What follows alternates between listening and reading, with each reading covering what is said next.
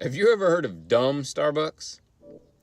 In early 2014, a fake Starbucks store opened in California, and for about 3 or 4 days it set off both an in-person and social media viral craze. Dumb Starbucks, as it was called, sold everything from dumb lattes to dumb blonde roasts, and even had counters full of CDs like Dumb Nora Jones and Dumb Jazz Standards. All of the cups, aprons, and signage were branded with the recognizable Starbucks logo, only with the small twist of adding the word dumb in front of it. Stick around and let's talk about dumb Starbucks and the art of branding.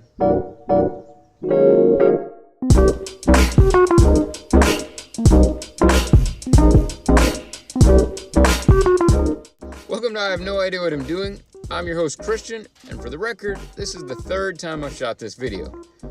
Due to both technical difficulties and lack of clarity in the message, I just hadn't been comfortable with hitting the publish button yet. So what do you think of when you hear the term brand? A logo, a business card, a specific label? While those are all things that help craft a business's brand, I'm going to argue today that you have a brand and it's a whole lot more than just a logo. So Dumb Starbucks, as it turned out, was a marketing stunt by a guy trying to promote his new Comedy Central show, and unfortunately the hoax only lasted about 4 days when the health department shut it down due to the lack of a permit. But prior to get shut down, people were standing in line for up to 3 hours to have a chance to get inside and be a part of the dumb coffee craze. Most reported that the coffee was pretty bad and they would have never stood in line at a real Starbucks for that length of time, but they wanted to be a part of whatever experiment was going on. And as you can probably imagine though, the health department wasn't the only party that was not super excited about the hoax. Starbucks themselves were quick to investigate and let the press know that, while we appreciate the humor, they cannot use our name, which is a protected trademark. And that's churched up PR talk for get ready to hear from our lawyers. You see, dumb Starbucks, for just a moment, took control of real Starbucks brand. And while no harm was done, it could have gone bad for real Starbucks and it wouldn't have been any fault of their own. The whole experiment, though, should push us to think about what is a brand, who owns it, and what happens when or if it gets out of control. A few years ago, people were talking and blogging regularly on the concept of personal branding. It was being preached that you needed to control your own personal brand. You should have your own domain and website, you should control your corner of the social media channels, and you should monitor your name in Google searches to make sure what was coming up was a good number of results with your name in it. While I don't think any of those are wrong, I argue that just owning those things has very little to do with your overall brand, online or off. Your brand isn't just told by the $15 you spend on a domain name. It's what people see when they look at the real you. Business owners, crack open your company's website and let me tell you about your brand. You know what I don't want as a visitor to your website? I don't want you to post notifications to my desktop or tell you my location. I don't want to subscribe to your thing via a pop-up within the first 3 seconds of my arrival. And hear me loud and clear.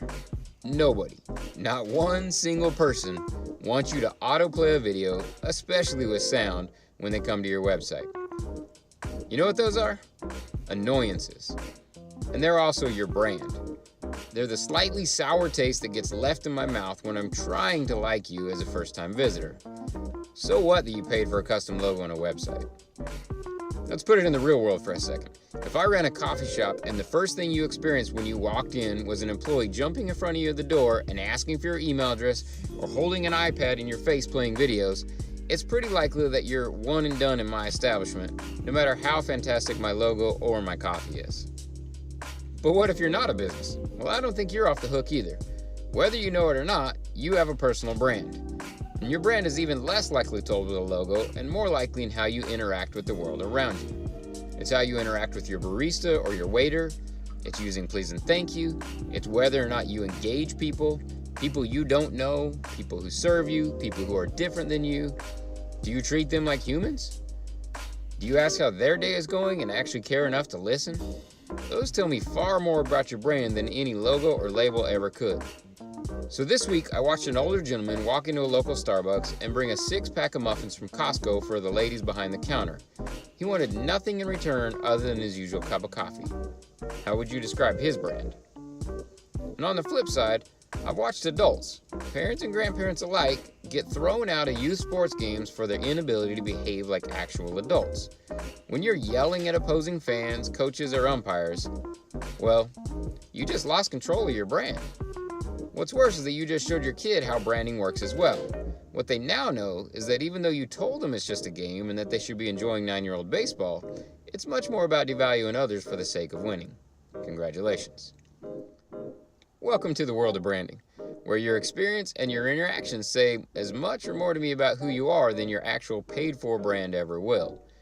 You may be able to get me in the door or to click on something once, but it's what you do or how you make me feel once I get there that will really define you. You've got a story and I want you to tell it. Just remember that there's plenty of externals out there that are going to tell it just as loud or possibly even louder than your logo ever will. Until next time.